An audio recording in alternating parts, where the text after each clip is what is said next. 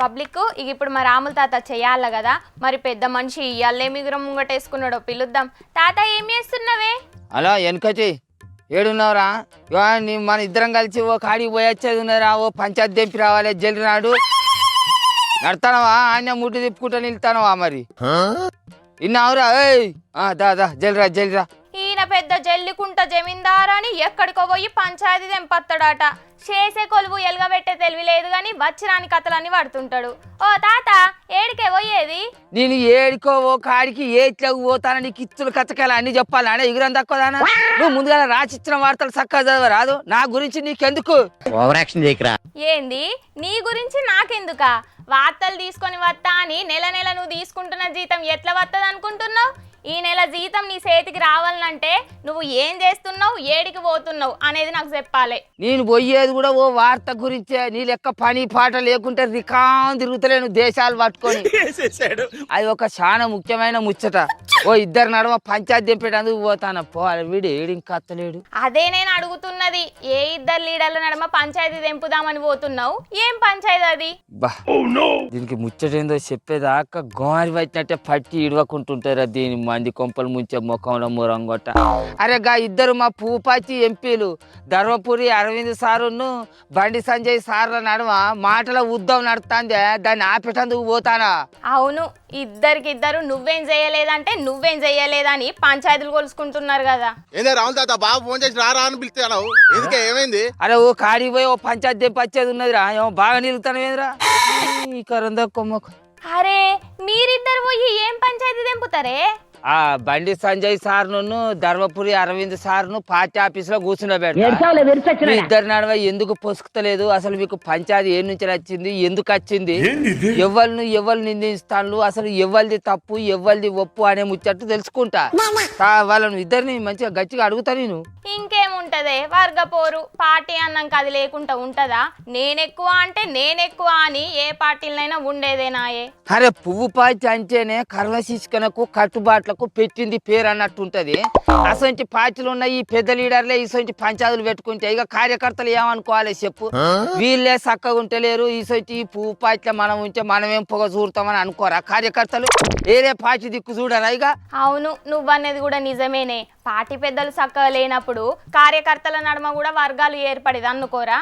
వాళ్ళు పంచాయతీలు పెట్టుకున్నదే జాలక పార్టీకి కూడా చెడ్డ పేరు తెచ్చిన వాళ్ళు అవుతారు. అరే ఈ ధర్మపురి అరవింద్ సార్దైనా ఏం పద్ధతి అన్నట్టు చెప్పు.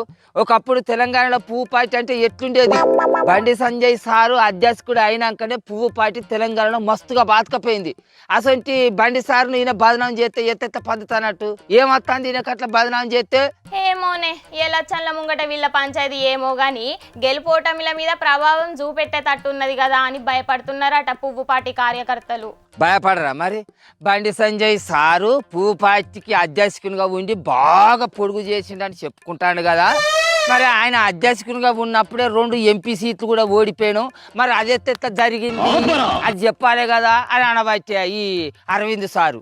అరే గెలుపోటములు కామన్, అట్లని అధ్యక్షుని మీద ఎందుకు నిందలేయాలి? నెగ్గి అరవింద్ సార్ అయినా మంచో సెడో ఎట్లయితేంది బండి సారు హయాంలోనైతే పార్టీ ముంగడికి పోయిందా లేదా? దేశ ఆయన ఎలుగబెచ్చింది ఏమి లేదు అట్నే తల్లి.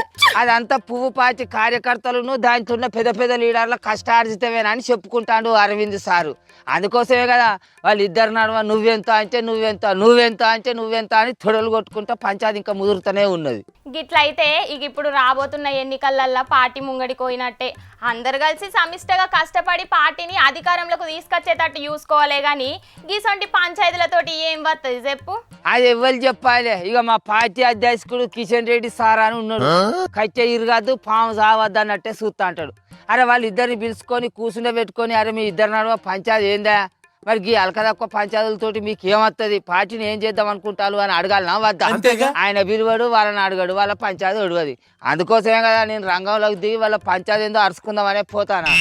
పానేమ్రా ఏడికే పోయేది? వాళ్ళ పంచాయతీ పోతే నా పిల్లలతో పంచాయతీ ఇంటికాడ. నీ పిల్లలతో ఏం పంచాయతీరా? అది ఇలా పొద్దుగా తోటేరైపోయింది. వచ్చే వరకు ఇల్లు ఉడిచి బోల్దోమైపోయాను అనుకో, తొక్కి ఆరోజిస్తాను నన్ను. నీ బతుకుల కచ్చే ఏం బతుకాని బతుకుతాను? ఇక పో ఇల్లు వాకిలు ఊడిచి బోలు బొచ్చలు దమ్ముపో.